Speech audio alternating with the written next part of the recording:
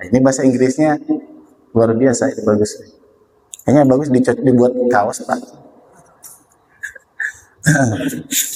Alhamdulillah, pertama dan yang paling utama kita panjatkan kepada Allah Subhanahu wa taala kalimat tahmid, alhamdulillahirabbil alamin, atas limpahan karunia berupa anugerah nikmat iman dan nikmat Islam. Ini nikmat yang terbesar dan Allah tidak menganugerahkan kecuali mereka yang dipilih oleh Allah. Anugerah iman itu adalah anugerah yang paling mahal yang Allah anugerahkan kepada kita. Namun sayang, sebagian daripada kaum muslimin menganggap iman Islam itu seperti harga yang biasa. Itu mahal. Demi Allah, nikmat iman itu mahal. Oleh karenanya kita mensyukuri nikmat tersebut dengan menjalankan berbagai amal soleh sebagai bukti keimanan kita kepada Allah Subhanahu wa taala. Dan kita mensyukuri nikmat iman ini diantaranya adalah dengan diikuti dan mengikuti teladan mulia Nabi Muhammad SAW dengan mempelajari sirah perjalanan hidup Rasul SAW bersama mereka orang-orang yang mendukung dakwah Nabi, berjuang bersama Nabi, berkorban di jalan Allah bersama Rasul SAW. Salawat serta salam senantiasa kita curah limpahkan kepada junjungan Nabi besar Nabi Muhammad SAW, juga kepada keluarga dan para sahabatnya, kepada kaum muslimin yang komitmen jujur dalam berislam, jujur dalam beragama, mengupayakan dirinya untuk berupaya mempelajari ilmu Allah Subhanahu wa taala dan menegakkan syariat Allah di muka bumi ini. Jamaah yang dirahmati oleh Allah Subhanahu wa taala, tema kita hari ini insyaallah sebagai kalimat pembuka, kalau saya boleh menerjemahkan sebagai muqaddimah sebelum kita banyak belajar tentang sejarah Rasul, sejarah para nabi, sejarah orang-orang soleh terdahulu dari kalangan para sahabat yang mendampingi dakwah Rasul Shallallahu Alaihi Wasallam di usia mereka yang masih sangat muda. Kita awali untuk mengenalkan kepada diri kita bahwa kita ini diciptakan oleh Allah dalam kondisi lemah. Karena kalau berbicara langsung tentang kehebatan para sahabat, lalu melihat realita kita hari ini, nampaknya rada berat untuk memompak kita dan mengambil bagian besar apa yang telah dicapai oleh orang-orang soleh dulu. Nah, kita sadari dulu bahwa kita semua adalah manusia yang diciptakan dalam kondisi lemah. Allah Ta'ala berfirman dalam surah An-Nisa ayat yang ke-28. Wa khuliqal insanu dha'ifa. Dan manusia itu diciptakan dalam keadaan lemah. Berapa orang di antara manusia yang sadar bahwa mereka berada dalam kelemahan? Sedikit sekali bahwa kita ini lemah. Lemah apanya Pak Ustadz? Saya bisa lari 10 kilometer. Bahkan ada yang goes sendirian dari Indonesia, dari Bandung ke Eropa. Kuat. Ada juga yang mendaki gunung. Kuat kita Pak Ustaz. Lemah di sisi mana yang Allah sebutkan? Kenapa Allah sebutkan bahwa kita diciptakan dalam kondisi lemah? Nah, dijelaskan oleh Imam Ibnul Qayyim Al-Jauziyah. Was-shawab anna dha'fahu ya'ummu hadha kulluhu wa dha'fuhu a'dhamu min hadha wa akthar. Yang benar bahwa kelemahan di sini mencakup semua secara umum. Kelemahannya lebih dari hal ini dan lebih banyak. Ada beberapa yang disebutkan oleh Al-Imam Ibnul Qayyim Al-Jauziyah tentang kondisi lemah yang bisa disebutkan. Nah, supaya kita mengukur, lalu kita akan mencoba melihat potensi apa, profesi apa, peran apa yang bisa kita ambil dari orang-orang soleh nanti yang akan disampaikan. Fa'innahu dha'iful badaniyah, bahwa kita ini, kata Imam Ibnul Qayyim, lemah dari sisi fisik. Badan kita lemah. Allah ciptakan dalam kondisi lemah. Kesayat sedikit, kena angin sedikit, masuk angin. Apalagi kelemahan kita.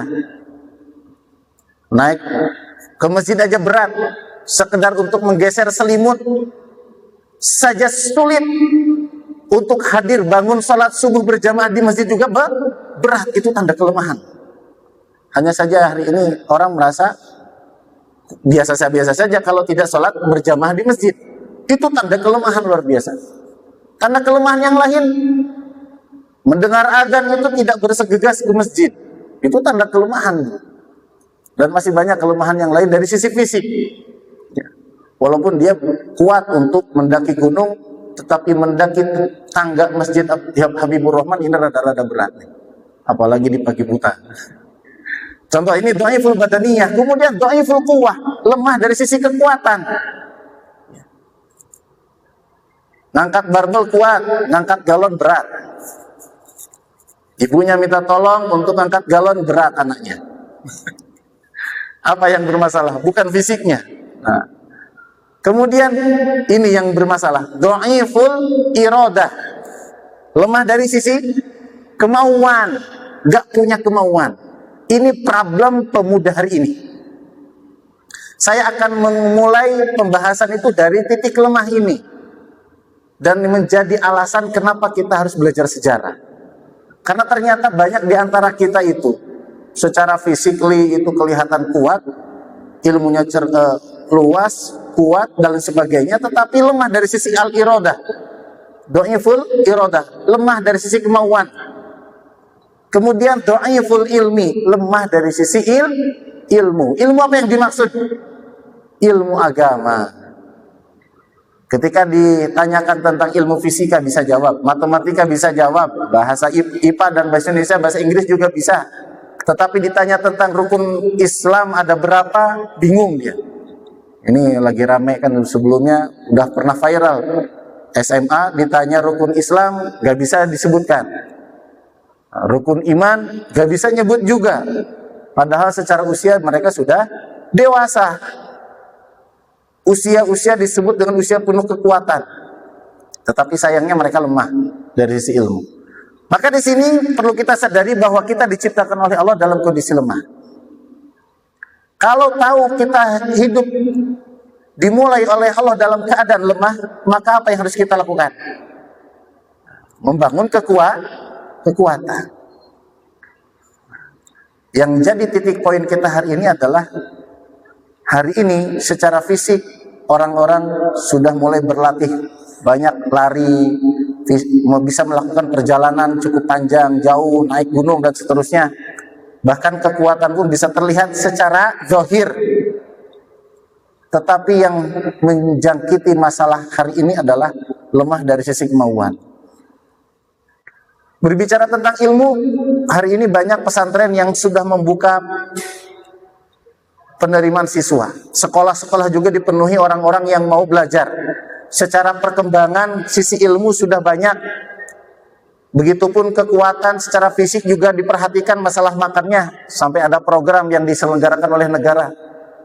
Dengan tujuan untuk membangun fisik yang sehat, cerdas, dan kuat. Nah itu. Tetapi problem yang hari ini muncul adalah bab dhaiful iradah. Lemah dari sisi kemauan. Nah, bagaimana kita menghadirkan supaya kita memiliki kemauan? Yang pertama, saya ambilkan dari apa yang ditulis oleh Syekh Muhammad Khidir Al-Khidir Husain, seorang ulama besar Al-Azhar. Beliau mengatakan bahwa untuk menghadirkan ketulusan tekad dan kemauan kuat itu ada 4 hal. Supaya kita mempunyai kemauan yang kuat. Nah, adik-adik ini yang lagi baru beranjak mau belajar menjelang usia-usia kekuatan, usia muda, hari ini disebut nanti ya remaja kalau bahasa kita. Bahwa tekad yang kuat itu lahir dari pengalaman. Tunsha'u quwwatul iradah minat tajarub. Dimulai dari banyak pengalaman. Maksudnya apa Pak Ustadz?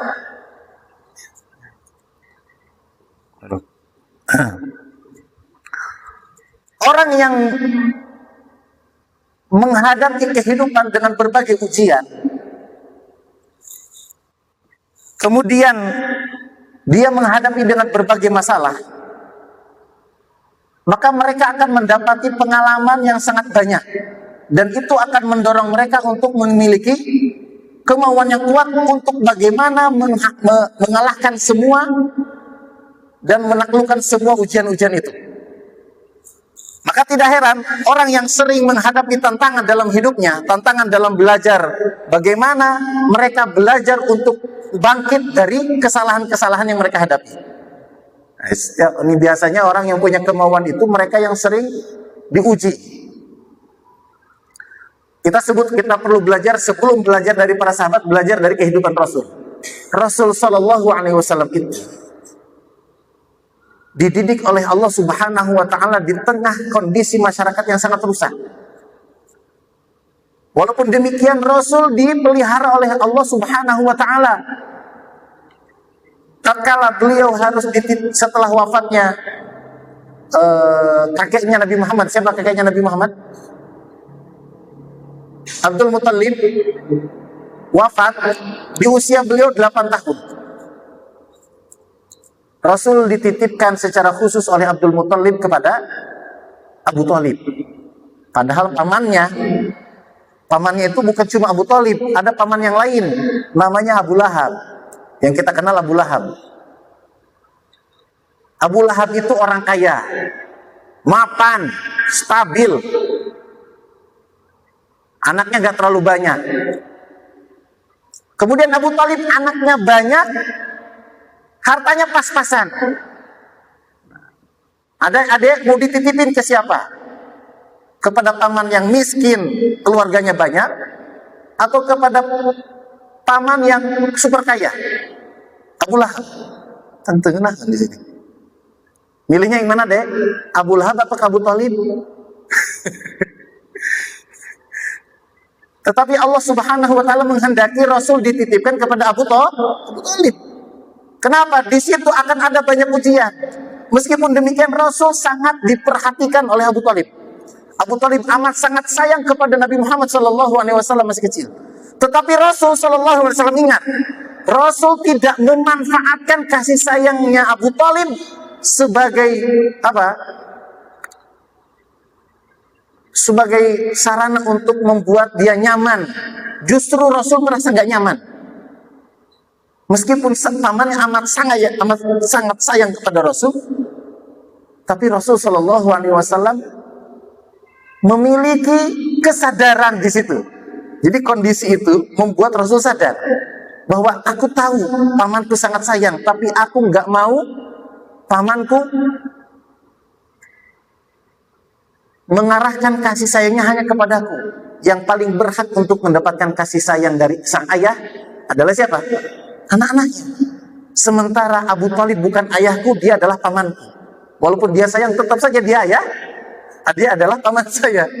Ada yang lebih berhak untuk mendapatkan kasih sayang dari beliau, siapa? Anak-anaknya. Di situ Rasul mendapati apa? Kesadaran. Kemudian Rasul itu walaupun kondisi Abu Thalib itu pas-pasan, tapi Abu Thalib sangat mengupayakan untuk mengutamakan makanan itu sebelum dinikmati oleh anak-anaknya. Abu Thalib selalu mendahulukan Rasulullah SAW. Tetapi hari berlalu Rasul merasa nggak nyaman sampai pada akhirnya beliau mengupayakan diri untuk apa? Kalau waktunya makan, beliau tuh ke sumur Zam-Zam, minum sampai kenyang.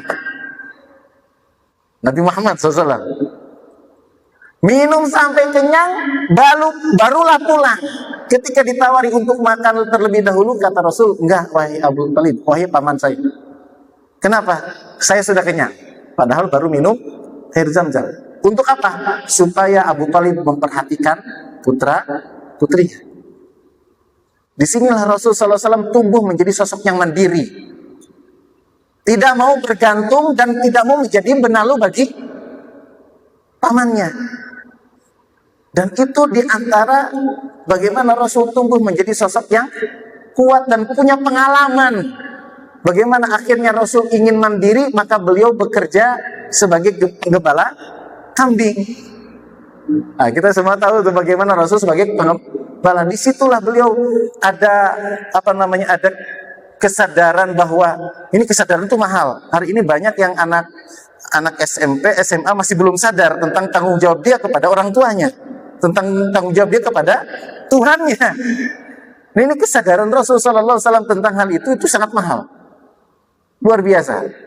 Dari situ kita belajar beliau memiliki pengalaman dan beliau sangat memperhatikan di kanan kirinya, dan itu membuat beliau menjadi orang yang punya kemauan untuk bagaimana hidup dengan hasil karya sendiri, hasil jerih payah sendiri. Beliau tidak malu untuk menggembala kambing. Nanti di usia 12 tahun diajak ke negeri Syam oleh Abu Thalib pamannya, mulai belajar berdagang. Nah, ini tentang pengalaman. Kemudian yang kedua, tekad yang kuat itu terbentuk dari mempelajari sejarah.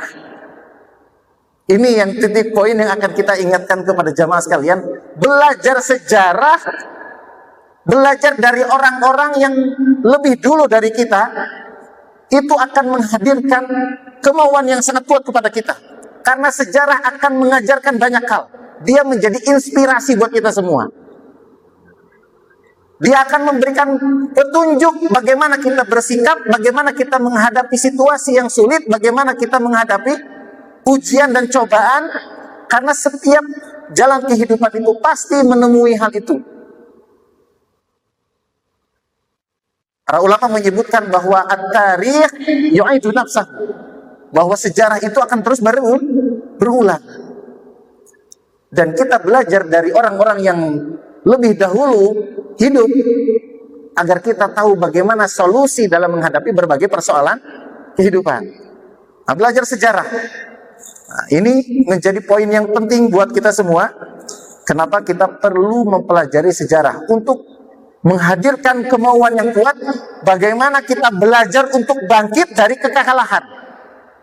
Bagaimana kita belajar untuk mengembalikan kejayaan Islam dan menghindari hal-hal yang dapat menunda kemenangan. Karena dari sejarah kita bisa melihat bagaimana cara bangkit, bagaimana cara menjadi orang-orang yang mendapatkan pertolongan Allah sampai Allah hantarkan kepada kejayaan yang sejati.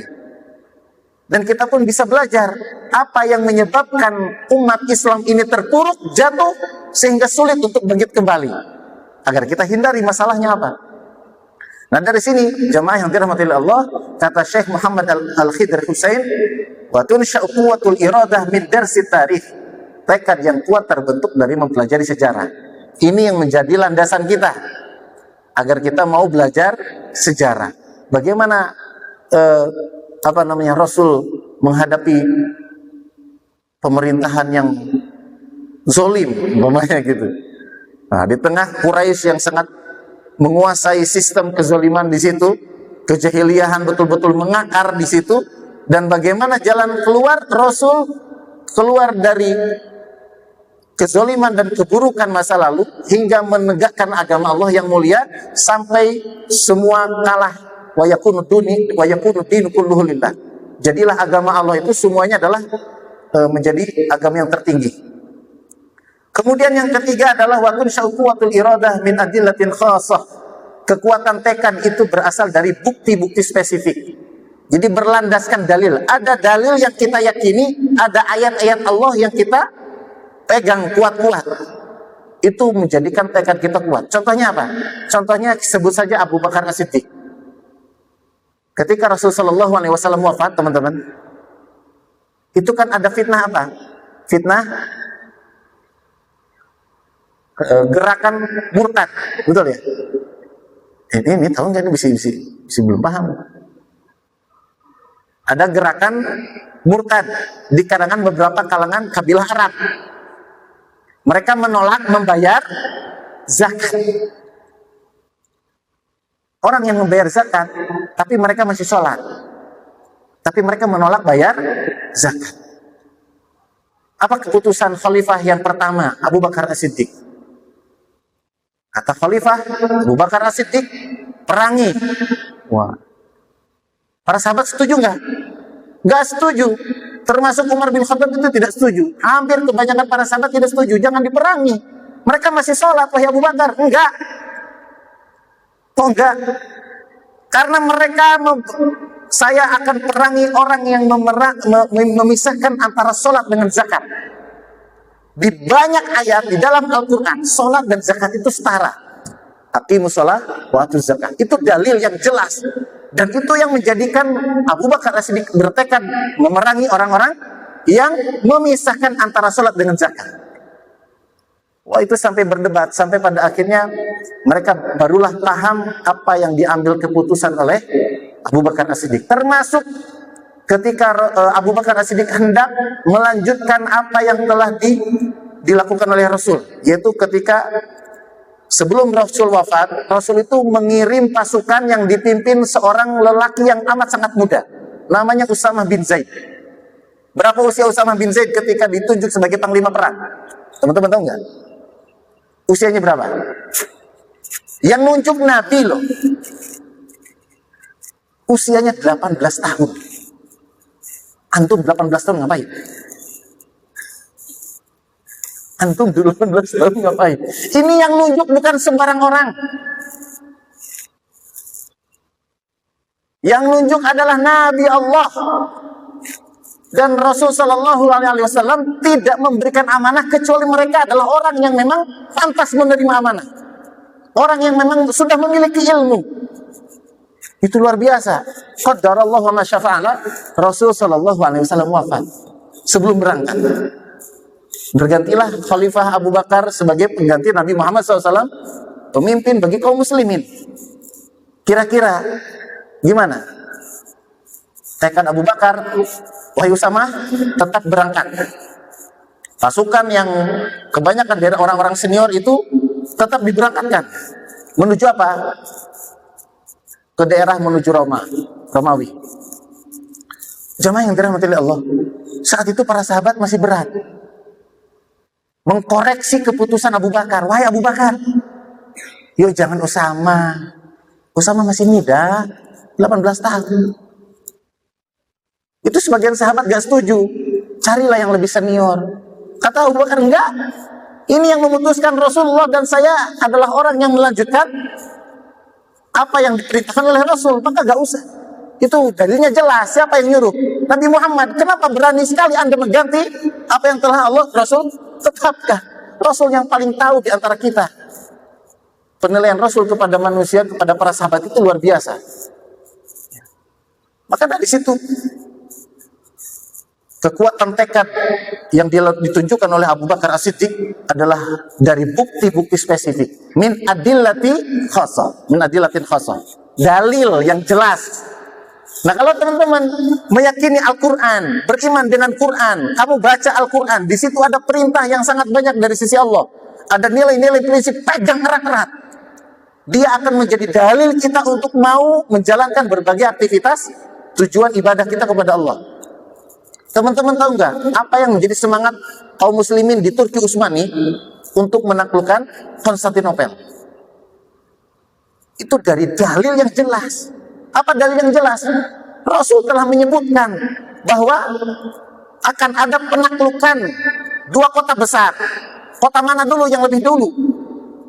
Apakah Konstantinopel atau Romawi? Begitu ya, betul ya? Saya lupa nih. Kata Rasul, mana yang lebih dulu? Konstantinopel. Itu yang menjadi semangat, tekad yang membajak di antara para sahabat. Bahkan kalau tidak salah Yazid bin Muawiyah berangkat ke sana tapi nggak berhasil karena bukan orang yang dimaksud oleh Rasul. Sampai Rasul mengatakan la tuftahannal Konstantiniyah falani'mal amiruha walani'mal jaish dzalikal jaish. Itu kalimat yang betul-betul memberikan memberikan semangat buat kita untuk menjadi orang yang disebutkan oleh Rasul bahwa pasti Konstantinopel akan ditaklukkan. Siapa yang menaklukkannya? Yang menaklukkannya adalah sebaik-baik pemimpin saat itu, dan pasukannya adalah sebaik-baik pasukan saat itu. Disebutkan pemimpin terbaik, pasukan terbaik. Siapa yang nggak mau? Para sahabat, hatta sahabat yang paling tua. Namanya Abu Ayyub Al-Ansari. Meskipun sudah tua, usianya 70 tahunan lebih, itu tetap ingin diberangkatkan. Sementara beliau sudah uzur, tapi tekadnya sangat besar untuk apa? Membuktikan janjinya kepada Rasul bahwa dialah akan termasuk orang yang akan berangkat menaklukkan Konstantinopel. Dari situ kan, dari dalil yang spesifik menjadikan mereka semangat, punya tekad. Maka perlu jamaah kita belajar sejarah, kita tengok bagaimana Rasul berbicara dan ada janji-janji nubuah yang pasti akan terjadi. Walaupun ternyata bukan dari kalangan para sahabat yang menaklukkan, bukan dari kalangan tabi'in atau tabi'in, tapi jalan generasi berikutnya. Dan tidak untuk ujung-ujung Al-Fatih menaklukkan, karena ternyata dari kakek buyutnya itu semuanya sudah punya cita-cita yang sama, dan cita-cita itu terus diturunkan ke anak keturunannya sampai ke Muhammad Al-Fatih. Dan dengan izin Allah, Allah pilihkan yang menaklukkan adalah bukan orang yang sudah tua, justru masih muda. Usianya berapa? Ada yang menyebut 21, 22, 24. Yang penting usia 20-an, aman itu 20-an. Di usia 20-an sekarang lagi ngapain? Kerbobogohan ini nama. Ini udah kesalahan. Maka saya ingin mengajak jamaah sekalian untuk menghadirkan kemauan dengan apa? Meneliti dalil, mempelajari ayat-ayat Allah, mempelajari hadis-hadis Nabi, dan di sana ada banyak yang ayat-ayatnya, kemudian kalimat Rasul itu diperuntukkan bukan untuk orang-orang yang hidup di zaman dulu, tapi diperuntukkan untuk kita semua. Nah, masalahnya antum mau mengambil bagian itu atau tidak. Adanya antum atau enggak adanya kita, semua dalil-dalil itu akan terbukti dengan izin Allah. Yang terakhir, bahwa tekad yang kuat itu muncul dari kesempurnaan sifat-sifat mulia lainnya hingga mencapai puncaknya. Di situ sifat-sifat mulia itu apa? Ketika kesabaran telah matang, kedisiplinan sudah kuat, keilmuan sudah kokoh, prinsip hidup sudah mengakar dalam dirinya, maka akan muncul kemauan-kemauan yang kuat, yang besar, untuk apa? Melakukan berbagai amal-amal soleh, amal-amal islami, melakukan berbagai kebermanfaatan di tengah masyarakat. Nah, ini bakal kita siap belajar sejarah untuk apa? Menghadirkan tekad yang kuat. Ini permasalahan umat Islam saat ini. Tidak punya kemauan, tidak punya tekad, takut menyuarakan kebenaran, takut untuk melakukan berbagai langkah-langkah yang sifatnya untuk mengeluarkan manusia dari kebodohan. Nah, kalau disimpulkan, tekad yang kuat dibangun di atas 4 fondasi. Yang pertama, pengalaman.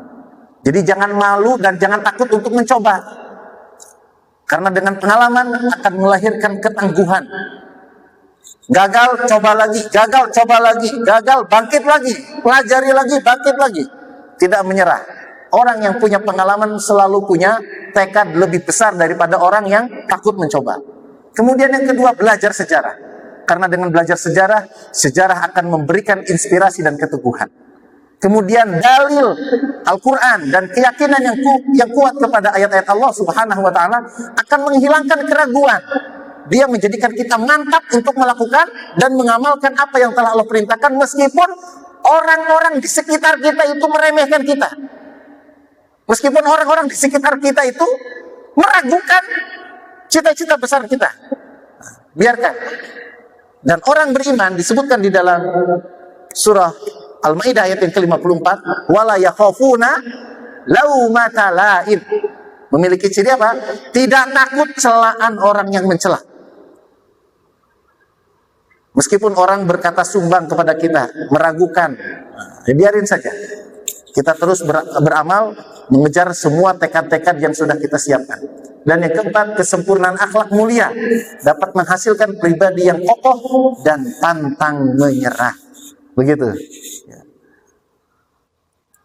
Nah, sekarang kita masuk, masih ada waktu Ustaz Haji. Nah, kita masuk belajar dari tekadnya Waraqah bin Naufal. Waraqah bin Naufal siapa, Pak? Nah, Nah, kita mulai dulu ke permulaan turunnya wahyu. Kita masuk sejarah sedikit. Sebelum membicarakan sejarah pemuda hasil didikan Rasul Shallallahu Alaihi Wasallam, orang-orang yang berperan yang sangat kuat di usia yang masih sangat muda, kita perlu menengok bagaimana orang tua dahulu berbicara. Tatkala Rasul Shallallahu Alaihi Wasallam mendapatkan wahyu yang pertama, di saat beliau menyendiri di Gua Hiro, beruzlah menyendiri. Di situ beliau memikirkan tentang perilaku buruk masyarakat Arab jahiliyah saat itu. Kezoliman yang sudah merajalela dan merata sampai mengakar ke dalam sistem kehidupan yang dijalankan oleh orang-orang Quraisy saat itu. Di sisi lain Rasul juga melihat dan bermentafakuri kebesaran Allah, ciptaan Allah Subhanahu wa taala. Lihat ke langit, betapa indahnya, agungnya, besarnya ciptaan Allah Subhanahu wa taala. Pas lihat ke bawah bumi, menyedihkan kondisi masyarakat dan manusia yang jauh daripada nilai-nilai kemanusiaan. Sampai turun tiba-tiba seorang malaikat yang teman-teman tahu, orang kita lagi sendirian, coba, kita lagi sendirian nih. Di gua sendirian, gak ada orang. Tiba-tiba datang sosok langsung memerintahkan, Iqra, bacalah. Sementara kita tahu, kita gak bisa baca. Ini ujug-ujug datang-datang suruh baca. Sekedar datang ujug-ujug ada sosok saja kita sudah lari terbirit-birit. Barangkali gitu. Rasulullah SAW ketika malaikat Jibril alaihissalam datang, kemudian beliau berkata, Iqra. Kemudian Rasul mengatakan, ma'ana biqari, saya gak bisa baca. Kemudian malaikat Jibril merengkuh Rasulullah SAW, kemudian melepasnya, lalu ditanya lagi. Keluarlah kalimat perintah berikutnya, Iqra, bacalah. Rasul mengucapkan yang sama, ma'ana biqari, saya nggak bisa baca. Kemudian yang ketiga kalinya Rasul juga sama diperintahkan, Iqra, dipeluk erat sampai Rasul berat rasanya untuk bernafas.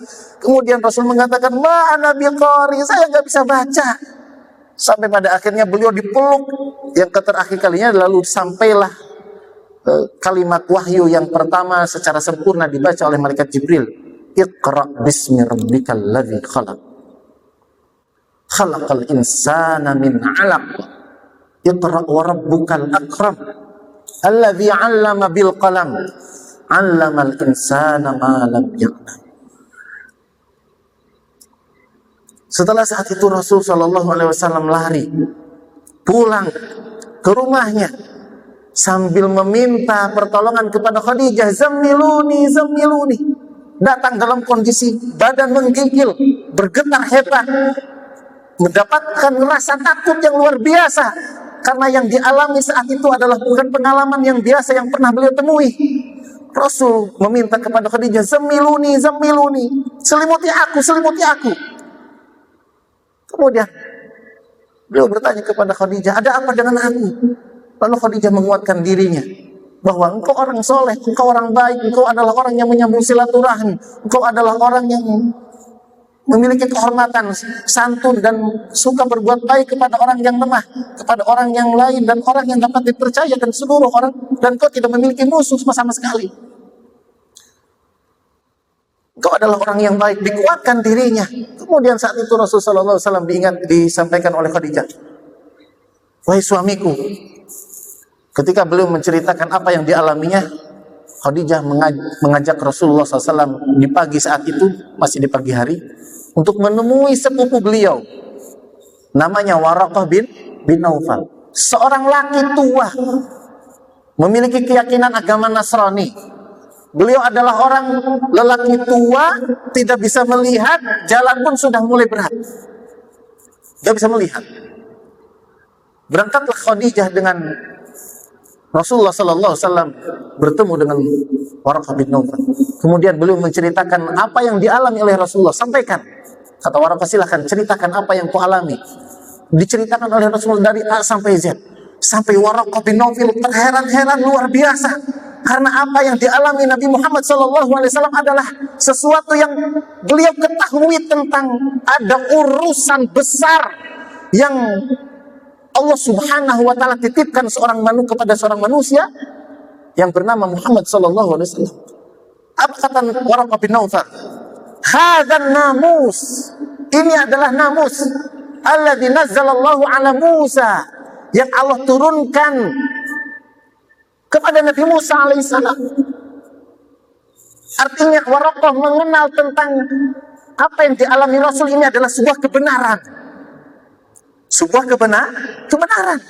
Dan dia meyakini betul apa yang dialaminya adalah beliau, Nabi Muhammad, adalah manusia yang terpilih sebagai Nabi yang terakhir. Nabi yang dibicarakan, yang ditunggu oleh orang-orang Bani Israel, yang ditunggu sebagai penyelamat sekaligus menjadi penutup para nabi. Dan ini adalah yang pernah dialami oleh Nabi Musa alaihissalam. Kemudian ini yang perlu antum pahami. Tiba-tiba beliau mengatakan, Waraqah mengatakan, ya laitani fiha jada'an. Duhai sekiranya aku masih muda dan kuat. Coba. Tiba-tiba beliau mengatakan, ya laitani fiha jada'an. Duhai sekiranya aku masih muda dan kuat. Laitani akunu hayyan idh yukhrijuka qaumuk. Sekiranya aku masih hidup tatkala kaummu, orang-orang Quraisy, mengusirmu dari kota Mekah. Tiba-tiba kalimatnya yang keluar itu begitu. Beliau berandai-andai, seandainya aku adalah masih muda, seandainya aku masih memiliki kekuatan, masih memiliki tenaga secara fisik, termasuk juga usia. Dan beliau pun berharap berada di samping Rasulullah ketika orang-orang Quraisy akan mengusir Rasul SAW. Ini menarik.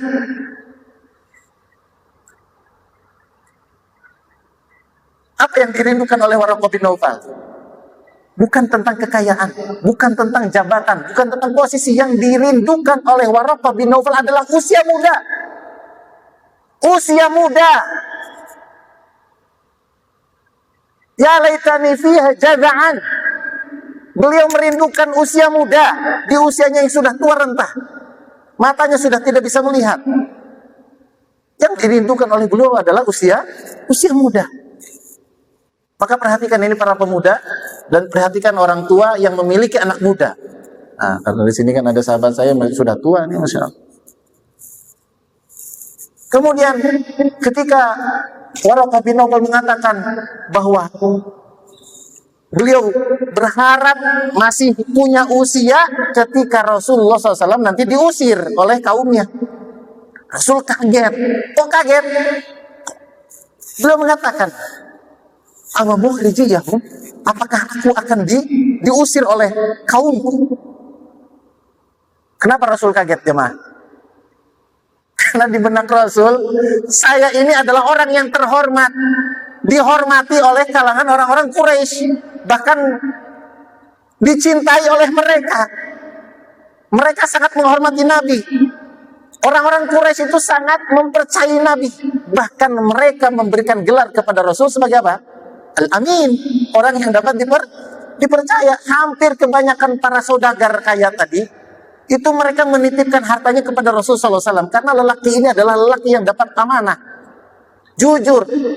Dia tidak pernah berkata dusta, tidak pernah mencuri, tidak pernah berlaku curang. Kalau harta dititipkan pasti aman. Artinya mereka sangat menghormati, betul. Tetapi apa yang disampaikan oleh Waraqah bin Naufal ini membuat beliau kaget, heran. Kok bisa saya diusir kelak nanti oleh kaumku? Awamukhrijiyahum, apakah aku akan diusir oleh mereka? Qala Waraqah. Kemudian Waraqah mengatakan, na'am, iya, benar. Lam ya'ti rajulun qattu bimisli ma ji'ta bih illa udiya. Tidak ada seorang pun yang membawa seperti yang kau bawa. Apa itu yang dibawa oleh Rasul nanti? Kebenaran dari Allah Subhanahu wa taala, illa udiya, kecuali dia pasti akan dimusuhi.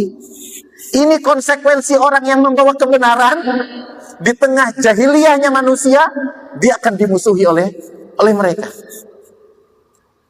Kemudian Waraqah melanjutkan, wa in yudrikni yaumuk, dan jika aku masih punya usia di mana hari itu terjadi padamu, tatkala orang-orang memusuhimu, tatkala semua manusia mengarahkan permusuhannya kepadamu, ansurkan nasran muazzar, aku pasti akan menjadi orang yang menolongmu nasran muazzar, dengan pertolongan yang sangat kuat. Artinya dia, Waraqah bin Naufal, punya tekad. Apa tekadnya? Kalau Rasul dimusuhi, Rasul diusir, tekadnya adalah dia siap menjadi pembela dan menjadi penolong dengan memberikan pertolongan yang sangat kuat. Ini belajar dari orang tua yang dia merindukan usia muda, dan dia berharap tatkala Rasul berdakwah, berjuang mengemban amanah dakwah dari Allah, dia berharap menjadi orang yang berada di sampingnya, berjuang bersamanya, menjadi penolong dakwahnya, menjadi pendukung utama, bahkan akan memberikan pertolongan dan dukungan yang sangat kuat. Itu tekad yang luar biasa dari sosok Waraqah bin Naufal. Nah, jamaah yang dirahmati oleh Allah, kalau kembali kepada kita, adakah kita termasuk orang-orang yang memiliki kemauan itu? Tatkala Rasulullah SAW dihina, adakah di antara kita tergerak untuk membela apa yang mereka sebutkan itu? Tatkala orang-orang soleh terdahulu mereka dicaci maki, adakah pembelaan dari kita? Ini yang jadi masalah umat hari ini, tidak memiliki tekad, tidak memiliki kemauan. Kenapa? Bisa jadi tadi mereka hanya membaca Al-Quran tapi tidak sampai melewati tenggorokan. Mereka hanya membaca hanya untuk terdengar indah di telinga kita, mendayu-dayu indah luar biasa. Padahal ada hak dan konsekuensi orang yang membawa kebenaran adalah untuk dibela dan untuk ditolong dan ditegakkan di muka bumi. Setidaknya ada 10 hikmah yang perlu kita pahami dari kalimat dari Waraqah bin Naufal. Yang pertama, bahwa masa muda adalah masa kekuatan.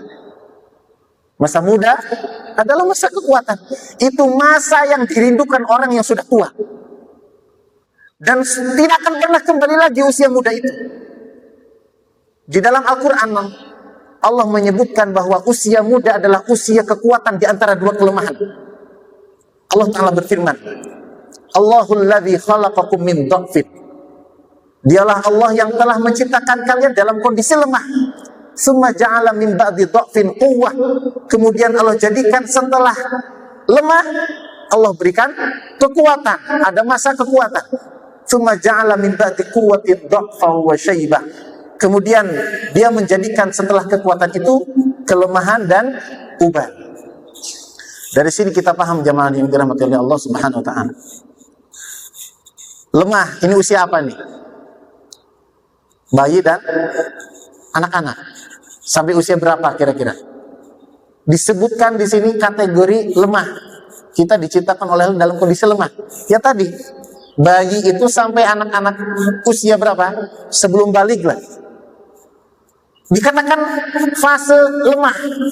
Fase pertama, kelemahan. Belum punya ilmu, fisik masih rentan. Psikologi masih nggak stabil, masih labil. Kemudian apa? Kewaspadaan juga masih lemah. Dia masih baru bertahap bertumbuh, baru belajar dan nggak punya pengalaman. Itu kondisi lemah. Maka Allah mengingatkan untuk tidak menyerahkan harta kepada anak-anak karena dapat mencelakakan mereka. Berapa banyak kasus ada anak dikasih motor, baru mencoba keluar rumah langsung ditabrak orang, dan meninggal gara-gara itu, kan menyedihkan. Dikasih hari ini motor listrik, 3 orang ke jalan raya, hampir terlindas truk. Subhanallah, emang belum waktunya mereka diberikan kekayaan atau kemewahan. Maka itu mereka masih memiliki kelemahan. Nah, yang kedua, summa ja'ala min ba'di dha'fin quwwah. Kemudian Allah menjadikan setelah kelemahan itu ada kekuatan. Ini usia muda di sini. Usia kekuatan di antara dua kelemahan. Kelemahan yang kedua adalah adalah usia tua. Ini kapan usia lemah? Dimulai berapa Pak usia lemah? Yang usia tua. Kategorinya tua. Jadi kalau usia lemah yang pertama itu antara 0 tahun sampai ya kalau baliknya laki-laki itu 15. Di kita secara umum saja ya, secara umum. Itu 15, 0 sampai 15 tahun. Itu usia lemah pertama. Belum bisa membedakan mana yang hak, mana yang batil. Kalau mereka tidak belajar ilmu agama. Ada yang belajar, alhamdulillah. Karena nanti orang yang dibolehkan perang itu biasanya dari usia tadi tuh 15 ke atas. Di bawah itu belum diizinkan. Kemudian usia kuat itu usia 15 tahun ke atas. Sampai usia berapa? 40. Itu dikatakan pemuda. Ada yang menyebutkan 30, ada yang menyebutkan 40. Ternyata di dunia sepak bola juga sama. Kenapa Ronaldo hari ini jadi kena bola ya? Kenapa Ronaldo disangsikan? Wah, udah usia 40. Habis sudah, ketajamannya sudah berkurang dan seterusnya. Karena ternyata mereka mengerti dan memahami usia kekuatan itu ya di antara 15 tahun ke atas sampai usia 40 lah masih bisa. Itu yang terakhir. Nah, dari 40 ke atas itu usia kematangan. Usia 40 tahun ke atas tuh. Nah, ini udah menjelang harus mulai persiapan sungguh-sungguh mencari akhirat. Nah, mencari akhirat secara sungguh-sungguh. Tentunya juga sebelumnya dari sejak balik seharusnya ya. Tapi sudah menjadi warning usia 40 tahun ke atas. Nah, dari sini jemaah yang dirahmati oleh Allah Subhanahu wa taala, ini urutan. Tahapan yang pertama lemah, yaitu usia bayi sampai 15 tahunan. Ini masih rentan, belum stabil. Kemudian kuat, usia muda itu adalah usia seluruh kekuatan berkumpul. Ya fisiknya, ya intelektualnya, ya kreativitasnya, inovasinya, dan seterusnya. Maka ini adalah usia-usia produktif. Dan yang jadi masalah, usia segini ini mereka disibukkan oleh syahwat. Mereka disibukkan oleh hiburan yang tidak berguna. Mereka diisi oleh kegiatan-kegiatan yang melalaikan. Ada yang, ya kalau syahwat tadi bobogohan, pacaran. Apalagi hari ini banyak penyimpangan, waliyadzubillah. Dan usia kuat ini seharusnya dia usia untuk berkontribusi di dalam agama Allah. Bagaimana kita belajarnya?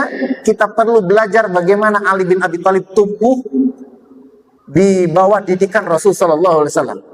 Sehingga beliau menjadi orang yang ahli ilmu dan seterusnya. Nanti akan kita coba sampaikan. Nah ini contohnya nih. Ada banyak contoh di antara pemuda di zaman Rasulullah. Mereka gemilang di usia yang masih sangat muda. Kita sebut saja orang yang hidup di zaman Nabi ada Ali bin Abi Thalib. Ya. Ali bin Abi Thalib radhiyallahu anhu. Usia berapa beliau masuk Islam? Nah, di sini disebutkan 10 tahun. Di ahli sejarah itu berbeda pendapat. Ada yang menyebutkan 8 tahun, ada yang menyebutkan 10, ada yang menyebutkan 13 sampai 15 tahun. Tetapi beliau disebutkan orang yang pertama kali masuk Islam dari kalangan as-sibyan, anak-anak. Ambil saja dari usia 8 tahun. Bagaimana keislaman Ali bin Abi Thalib? Coba. Ini usia 8 tahun berarti usia berapa? Kelas berapa? SD. 2 SD. 2 apa 3? 2 ya. Coba bayangkan Bu, 2 SD Masya Allah, dia apa ya? Dihadapkan dengan pilihan yang sangat penting. Tatkala beliau mendapati Rasulullah dan Khadijah, istrinya Rasulullah SAW itu sholat. Di malam hari sholat. Ini sedang ngapain gitu? Ini sholat. Ini agama baru. Agama apa? Agama Islam. Lalu disampaikan oleh Rasul Shallallahu Alaihi Wasallam tentang Islam, agama yang dibawa dan dipeluk oleh Nabi Muhammad SAW. Kemudian ditawarkanlah Islam kepada Ali bin Abi Thalib. Kemudian Ali mengatakan, wahai Muhammad, bolehkah saya minta izin dulu, biarkan saya ngobrol dulu sama ayah saya. Ngobrol dulu, diskusi dulu sama ayah saya. Apa kata Nabi Muhammad SAW? Sebaiknya engkau rahasiakan. Sebaiknya engkau rahasiakan. Kalau mau, engkau putuskan sendiri. Ini harus jadi rahasia karena ini masih awal. Kemudian karena memang Ali bin Abi Thalib itu adalah tumbuh dan diminta oleh Rasul untuk langsung di bawah pengasuhan beliau, itu masih kecil. Karena memang anak-anaknya Abu Thalib itu sangat banyak, Rasul meminta Ali bin Abi Thalib dididik oleh dan diasuh oleh Rasul sallallahu alaihi wasallam. Akhirnya Ali bin Abi Thalib itu berpikir, semalam penuh dia berpikir.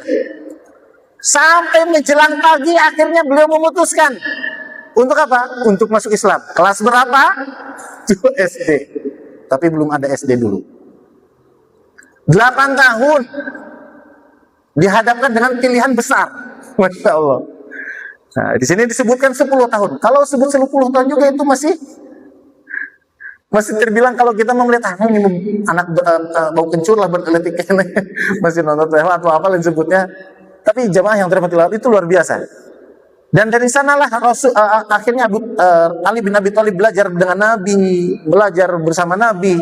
Setiap wahyu itu beliau selalu ada dan tidur di tempat Nabi. Bahkan ketika hendak hijrah, Ali bin Abi Thalib tampil menjadi orang yang diamanahi oleh Rasul tidur di tempat di mana Rasul istirahat. Karena di situ ada rencana yang dilakukan oleh orang-orang Quraisy untuk membunuh Nabi Muhammad SAW.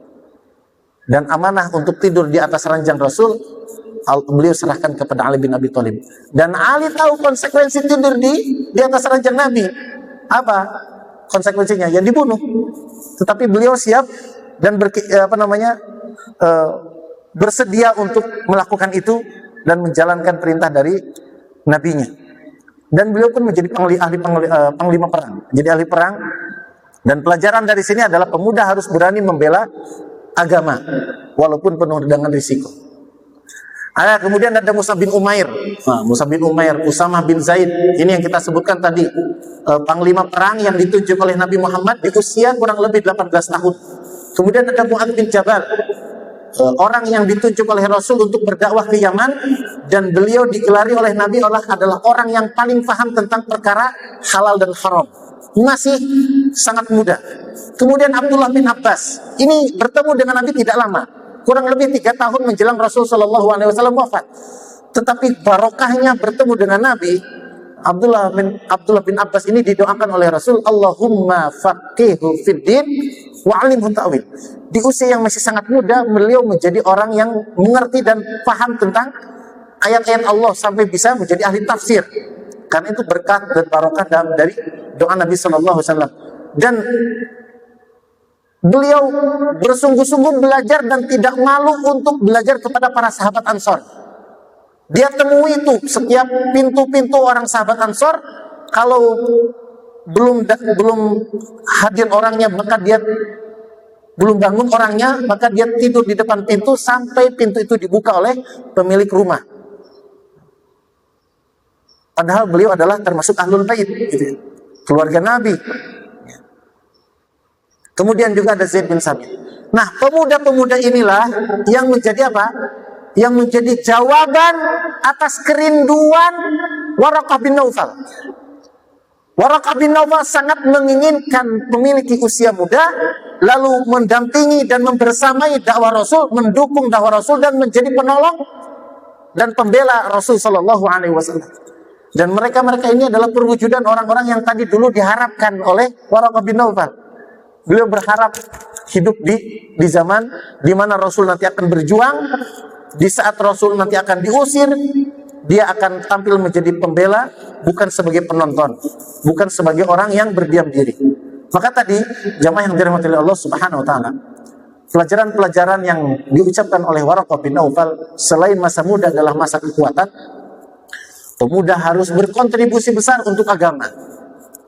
Pemuda harus berkontribusi besar. Bagaimana berkontribusinya?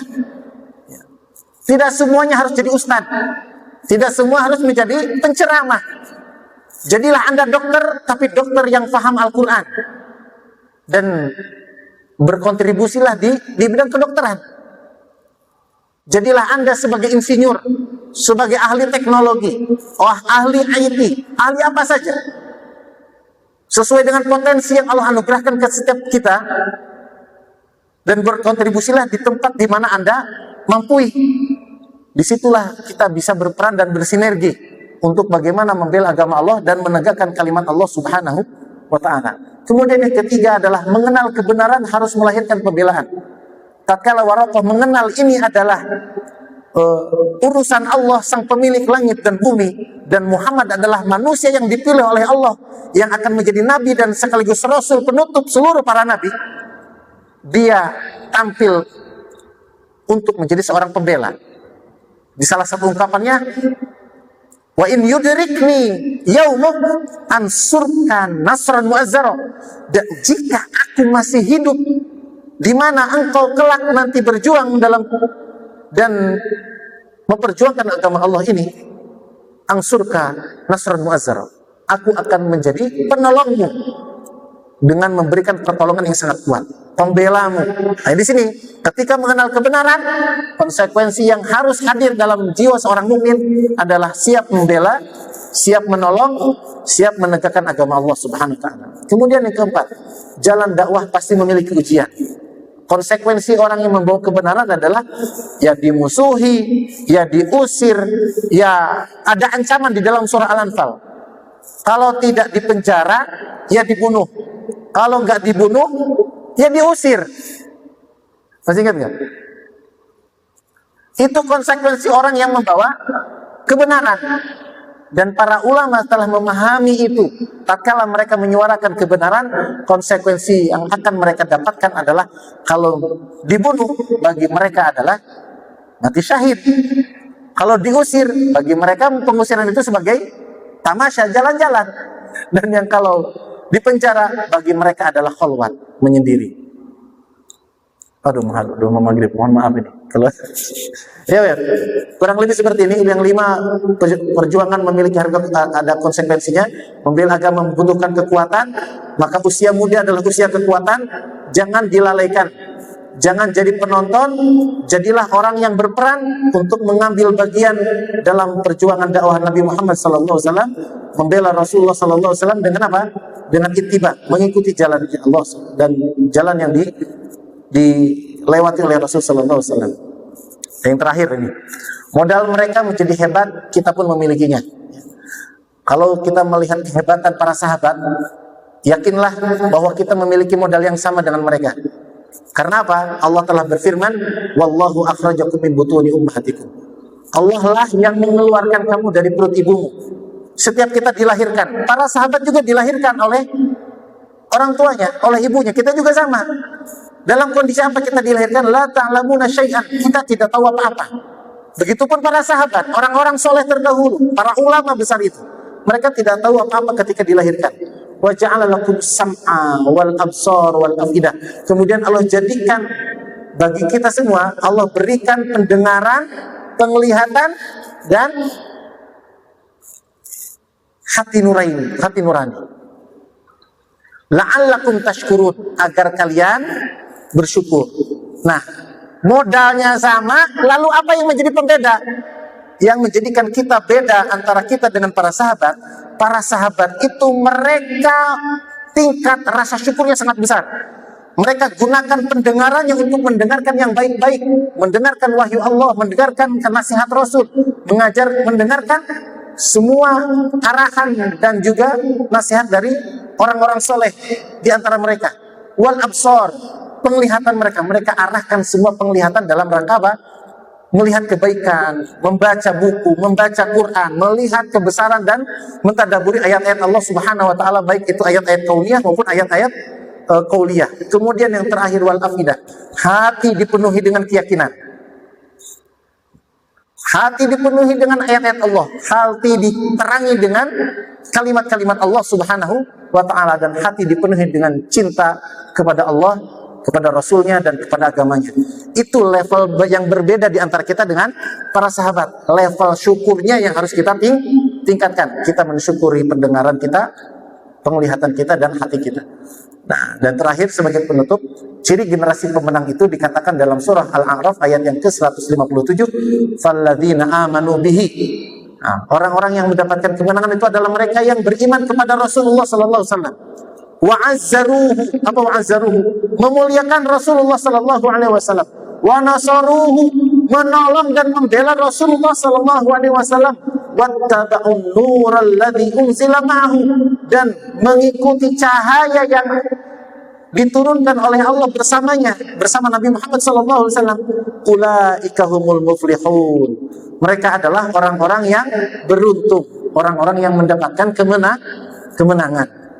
Maka ini menjadi pengantar untuk kita di hari-hari berikutnya belajar tentang sejarah orang-orang soleh di antara kalangan para sahabat, karena mereka adalah orang-orang yang telah mendapatkan kemenangan yang telah Allah janjikan, dan Allah rangkum karakter mereka. Ciri mereka adalah mereka beriman kepada Nabi Muhammad, mereka memuliakan Nabi Muhammad, mereka menolong Nabi Muhammad, mereka mengikuti cahaya yang diturunkan oleh Allah bersama Nabi Muhammad SAW, dan mereka menjadi para pemenang, mereka menjadi para penakluk, mereka menjadi orang-orang yang memiliki prestasi yang gemilang di zaman mereka.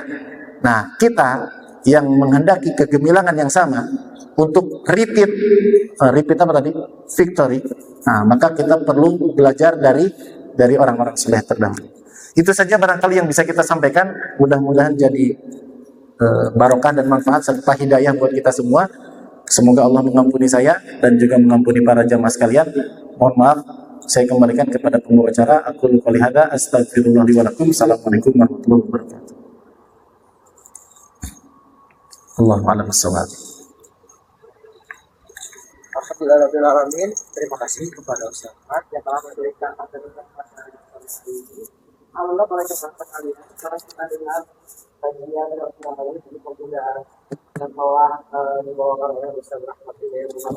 Semoga yang kesempatan dari dan masyarakat kita dan kita bermanfaat kebaikan lain. Jangan lupa terkait kemudahan tadi efek-efek itu Allah akan melakukan secara rutin sehingga bagi para jemaah yang menginginkan untuk istiqomah terhadap lebih dan dalam dari ini maka bisa membawa langsung di Instagram pasti kedua kemudian saya setelah sempat ini kalau ada yang memberikan selanjutnya insya Allah nanti selanjutnya langsung saja menuju ke di situ jadi kan kalau saya itu aku dia mau berubah sebab dan hal-hal lainnya nanti akan dilakukan di masjid. Alhamdulillah kami semua kita dengan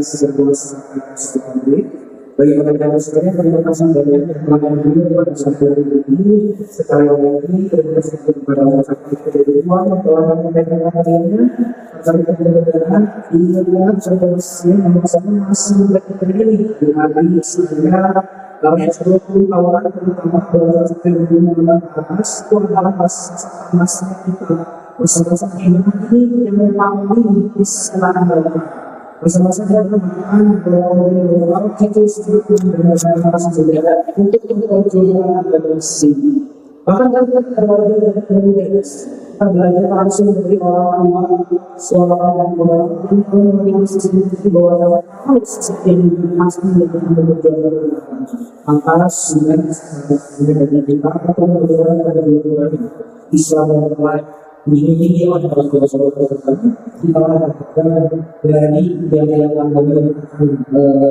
terus seperti bersyukur Allah kita tutup pengenalan Yesus ini dan berbasis istilah dan hadis dari Astagfirullahaladzim. kita baca ya alhamdulillah bagi kita sendiri sudah kita dengan sempurna untuk berkekuatan Yesus sempurna dan berkekuatan Yesus sempurna akan boleh berkekuatan dan saya katakan dengan Yesus melakukan ini bermakna untuk berkekuatan Waalaikumsalam.